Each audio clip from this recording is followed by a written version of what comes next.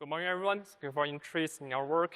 And I'm Chernai, the PhD student from University of Colorado, and my research focuses on system and software security, as well as exploitation development. In this project, we as defenders introduce a crucial and unavoidable problem for developing on-the-fly quarantine for this kernel. And how our protection integrates machine learning into kernel. This is my first time ahead, and I hope our approach will provide you with new insights about protecting the kernel. Let me introduce the team behind this work. Zicheng Wang, who received his PhD degree this year from Nanjing University, is the originator of the basic idea in this project. And Tianjin Chen, the PhD student from Arizona State University, provided machine learning-related assistance. And Yue Chen, the assistant professor at CU Boulder and specializes in the system and software security. Hua Wei, the assistant professor at SU, focused his research on reinforcement learning, data mining, and urban computing. This presentation will be divided into 5 parts. The first motivation, we will discuss the challenges we face and review existing solutions and their limitations. In the second part, I will share the challenges we met during the implementation of our solution and how we overcame them with unique methods. Then we'll use a video demo to show our approach works with a CV case. Next, we will dive into the core technical skills, and we use and provide a detailed description of our tool's component. And finally, I will evaluate our tool in the real-world working environment, and our tool and paper is available at GitHub archive. Let's enter our first part, motivation. So taking a look at the timeline for developing and maintaining this kernel, at some point, a vulnerability is introduced through one or more commits. This vulnerability is then disclosed in various ways, such as through a crash when running a phaser, or disclosed as a CVE. Then the developers analyze the bugs and develop and test their patches. Once the patches meet their expectation, developers will push their code upstream. And finally, developers will evaluate the impact of this vulnerability and deploy patches to the other versions and distributions of the Linux kernel. And there's a risk time window between vulnerability discovery and patch merging in this timeline. It lasts almost 2 months, and during which attackers have enough time to learn about this vulnerability and develop exploit for it. And this issue is not unique to the Linux kernel. Other open source projects with a similar workflows also face the same problem. So now the problem is how to remediate the newly discovered vulnerabilities before official patches are available.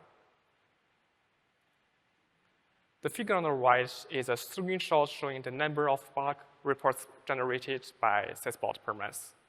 According to the statistics, we can see that there are on average over 3 bugs reported per day. And existing sandboxing solutions are disruptive because they require rebooting, which inevitably disrupts the running services.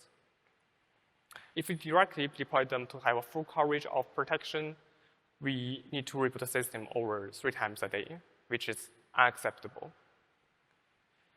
From this perspective, an on-the-fly solution is desired. And on-the-fly means we deploy the protection at runtime without rebooting the system. Luckily, some state-of-the-art solutions do provide on-the-fly protection, and one notable example is PET, presented at the Usenix Security 23. PET aims to prevent discovered errors from being triggered in the Linux kernel, and its workflow is as follows. The first is construct the triggering conditions and determine if the triggering condition is met at runtime, and prevent triggering if the condition is met. For example, send a queue to a corresponding process. However, this approach has limitations. It prevents triggering only following a specific context. If an attacker changes their method of triggering a bug, for example, triggering along a different path at a different site, this protection may fail to function effectively. Another work, Seek, develops a more general solution, and different from PET, Seek focuses on throttling exploitation. The figure on the top right illustrates a typical memory layout for heap out-of-bounds exploitation. Attackers can read or write sensitive data, such as kernel data structure and function pointers, to escalate exploitability. Essentially, the procedure of kernel heap exploitation is to create overlapping between the corruption caused by vulnerable component and sensitive data in the victim object. Therefore, to throw exploitation, Seek isolates vulnerable objects, victim objects, and spread objects in different regions. So look at the memory layout after Seek's deployment. Different types of objects are stored in separate caches with guard pages. For objects of the same type, Seek inserts random holes to defend cross-cache exploitation. Well, Seek is more general than PET, but it is also limited. Seek can be bypassed if the attackers exploit legacy objects. For example, if certain objects are already in the memory before Seek's deployment, they can still be targeted by the attackers. So what is the legacy objects problem? Legacy objects are defined as the objects that were allocated before the protection was deployed at T0 and were not released after its deployment. For protection, it is challenging to determine the exact type of these untracked legacy objects in the memory. And according to our statistics, over 10,000 objects have a lifetime more than 10 seconds, and they are frequently used with an average of 22 modifications during its lifetime. This presents a key challenge. What if a vulnerable or victim object is a legacy object? These objects are not isolated differently and can be mixed with each other. Therefore, long lifetime and frequent use of legacy objects provide the attackers with many chances to abuse them. Focus of this briefing is to audit access to the legacy objects, making on-the-fly protection practical. In the next part, I will introduce the specific challenges we made while trying to implement our approach and the corresponding solutions we developed to address them. Legacy objects were allocated before protection is enabled. It means we cannot place or retrieve KASN, like metadata, for these objects. As a consequence, when a legacy object is accessed, its basic information needed for auditing, such as the start and end address, its type, remains untracked to the protection. In other words, when we observe an access to the untracked object, how to determine whether the access is legal or not, whether it is a out-of-bound access or whether it is a use-free. Let's use a real-world out-of-bound access vulnerability to illustrate this challenge in more details. The C statement on top right accesses the memory. The base is pointer, watch filter, type filter, and the type is QType. Its corresponding assembly means test and set bit to 1 in the target memory. In the assembly, base address is register R15, and offset is the register REX. They have the corresponding colors. And at runtime, how do we know after adding R15 and REX will not exceed the boundary? Our solution is to use machine learning to help us infer the type of accessed object and match it with the ground truth to check if they are the same. And how does the machine learning infer type? As human beings, the content stored in the memory and ordered chaotic bytes to us. However, for machine model, these data are the feature of different type of objects, which can be used for inference. To the specific example, machine learning can tell us the type of accessed object is message. According, it has 2 pointers and the following data. And type message is different from the ground truth watch filter. Therefore, out-of-bound memory access is identified. The second challenge is how to ensure the integrity of auditing. The Linux kernel, machine learning model, and vulnerable components are all share kernel space memory by default. They have the highest privilege.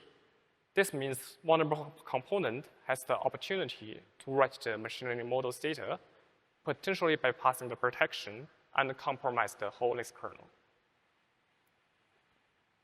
To solve this challenge, we audit each read and write operations to make sure it doesn't violate our security policy. For further auditing, subject switch. For example, the kernel can read and write data in the vulnerable component, but the vulnerable component cannot do the same to the kernel.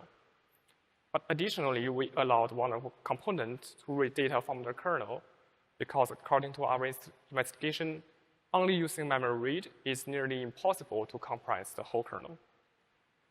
And we audit subject switch to make sure malicious value will not be passed to the kernel through function call or return value.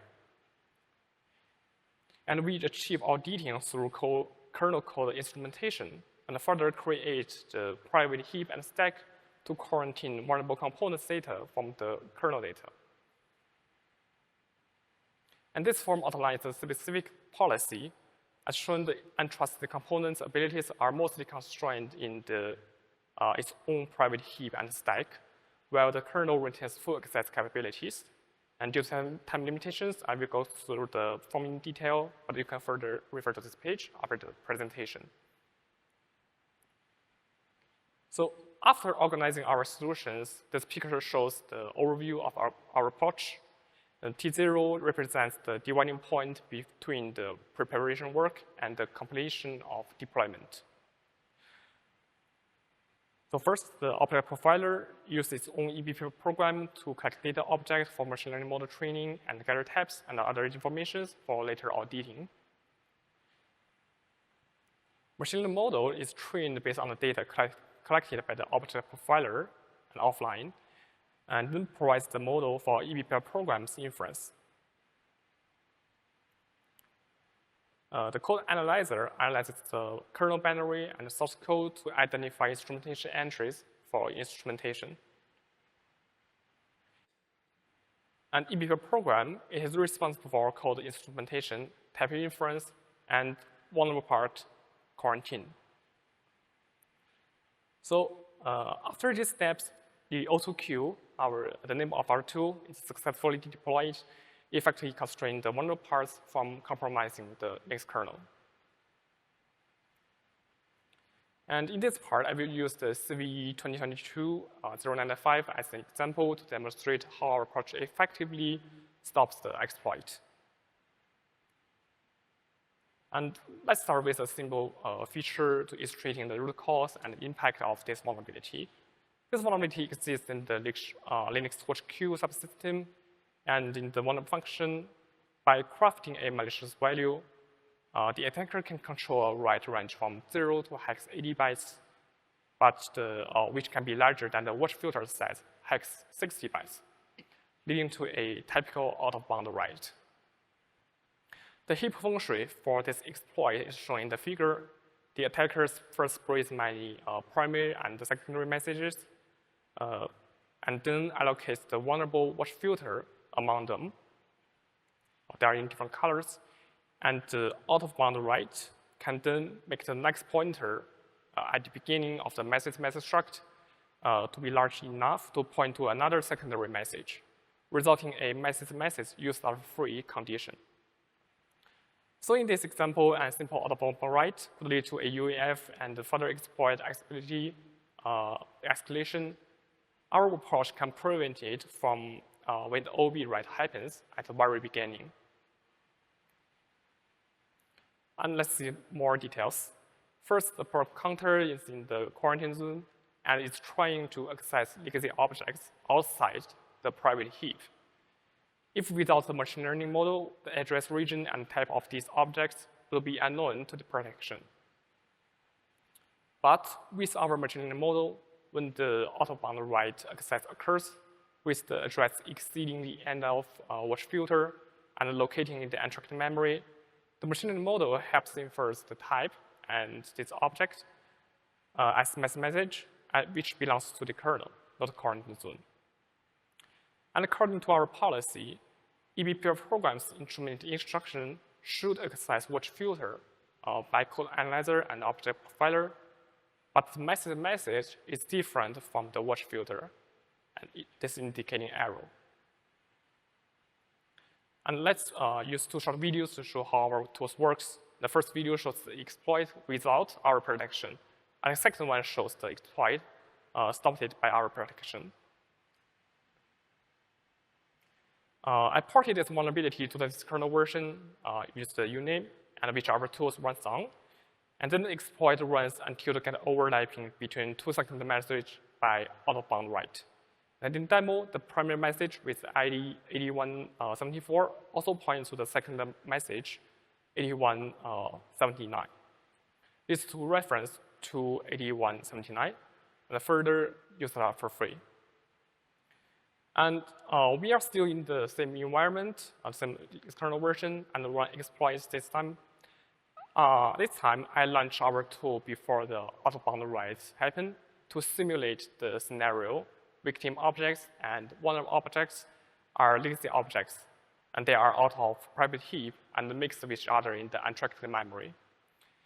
Then we can see the exploit fails to create overlapping, and our tool printed the access object address.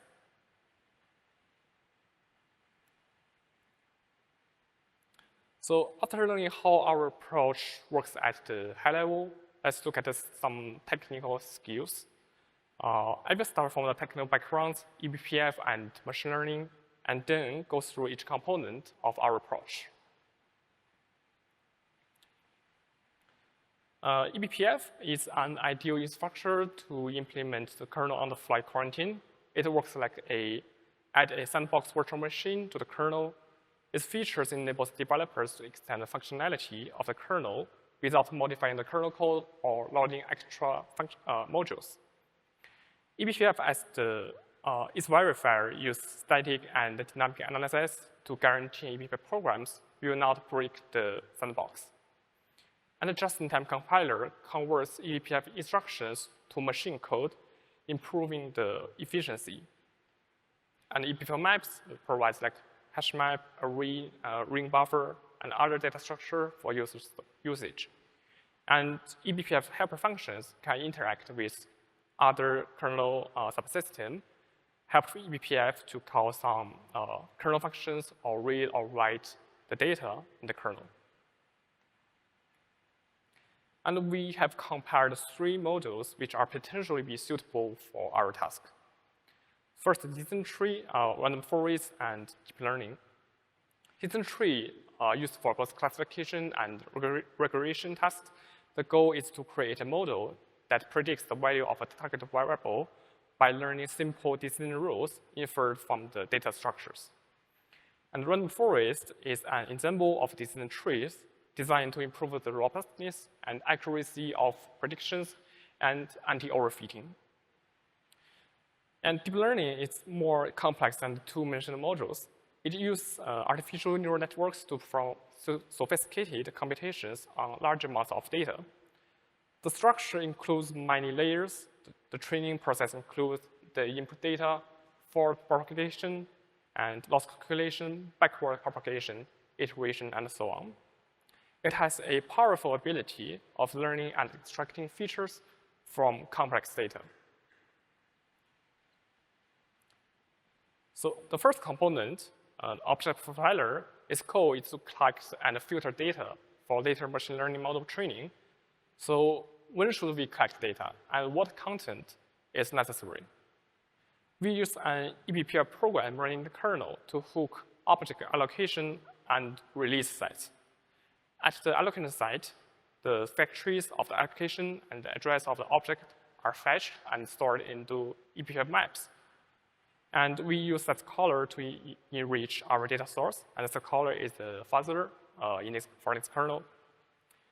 And as mentioned earlier, an object may be referenced many times during its lifetime. So we collect each object data for training at its release sites because this is when it possesses the most features that best reflect its characteristics. For example, most objects are initialized with 0 at the very beginning, but just before the release site. They may contain unique values, and memory layouts and other features can help us distinguish them from other objects. And the object profiler then outputs the collected data for training the machine learning model offline. And we use object data content as the feature and its type, and whether it belongs to the quarantine zone as the label. For the machine learning model, we choose a decision tree model for the following reasons. So first, decision trees perform better on tabular data compared to the deep learning models.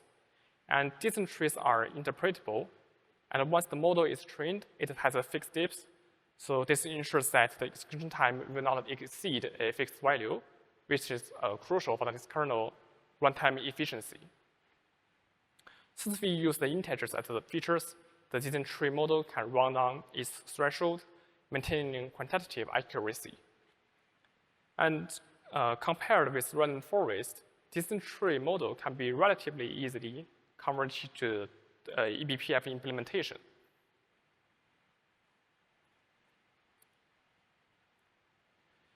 The code analyzer component is responsible for identifying which instruction should be instrumented. The procedure on the top right shows we use an open source binary analysis tool called Ghidra to analyze the external binary file via Linux. And our rules are shown on the left, specify instruction types like indirect jump, indirect call, memory write, and subject speech. And considering the performance impact is attached to the number of instrumented instructions, we have done the following optimizations. So they skip the read instructions, determine address, and redundant check. Determine address is easy to understand, as attackers cannot the address he wants to write to, so this instruction type is useless to them. Redundant check means if there are many memory exercise instructions, use the same base pointer. Usually it is an array exercise or multi-field exercise in a structure. So we consolidate multi-exercise checks into a single check, which means the eBPF program examines the minimum and the maximum of size, representing the two extremities. And these optimization methods help us reduce the instrumentation entries by 24%. The eBPF program component plays the most crucial role in our entire approach. In addition to handling all the instrumentation tasks, we add extra helper functions to implement the quarantine mechanism. These functions provide capabilities such as setting registers and maintaining private data structures like private heap and stack for the quarantine zone, which are not available in the default eBPF helper functions. And to improve interaction with data structures stored in eBPF maps, we also designed the corresponding helper functions for quarantine data maintenance. This allows more efficient and secure management of quarantine data. After knowing all of the details, let me give a summary of our workflow. So first, object profiler to collect object data, type, and content at its release site, and train machine learning model offline based on the collected data by object profiler. And a code analyzer to identify code entries which need instrumentation for auditing. eBPF programs to do the quarantine and type examination with trained machine learning model at runtime. And here comes the final part of the presentation, the evaluation of the machine learning model's accuracy and the performance of AutoQ in the practical environment. We use MBench as the micro benchmark and use forensic test suits to test common applications as micro benchmark. And we can see the overhead is negligible no matter whether the machine learning auditing is enabled or not. And to compare to the state-of-art work HAKC, it is a sandbox solution. AutoQ also quarantined the IPv6 module and tested the impact of Apache Bench IPv6 model file transfer on the performance of the quarantine zone. And from left to right, each legend means we quarantine a single file, and we do quarantine with machine learning, and we quarantine the whole module, and the module with machine learning, and deployed HAKC. So when the scope of the quarantine zone was a single file for all file sizes, the performance overhead was negligible, even with machine learning auditing enabled. However, the scope of the entire IPv6 subsystem, the performance for 100 KB files decreased by 5%, which is still acceptable. But for 1 MB and 10 MB files, performance dropped significantly by nearly 20 to 35%. In comparison, HKC, represented by the green color, shows less overhead for large files. This is because HKC leverages hardware features to reduce inspection overhead when many exercises are in the same region. However, HKC cannot be deployed in real time, and this is the primary goal of our work. And there are two levels of granularity for our training objectives. The first is fine-grained, the specific type of data object, and the coarse-grained, whether the current data object belongs to the quarantine zone. And the coarse-grained model, which directly determines whether a data object belongs to the quarantine zone, shows high accuracy. And both decision tree and random forest modules achieve relatively high accuracy. But the decision tree model is more suitable for implementation via eBPF. Therefore, we ultimately choose the coarse-grained decision tree.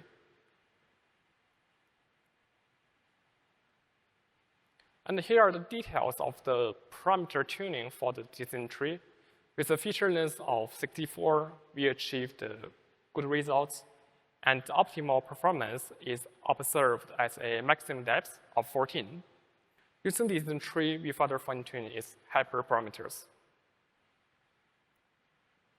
And here's our takeaway. Our work reviewed the legacy object problem, which is critical to the product kernel on the fly before patches are available, and we demonstrate how embedding machine learning into the kernel can effectively solve this legacy object problem. And our limitation is machine learning model accuracy is not 100%. Our approach only is sufficing a temporal remediation before patches are available. And for our future work is to mature the prototype implementation and the solution to current cases in the machine learning model. And we are expanding collaboration and reduce overhead using PKS like hardware feature. So thank you all for your attention and interest in our work today. And I'm honored to be here, and I hope you enjoy it. If you have any questions or feedback, I would be happy to hear from the social media. Thank you.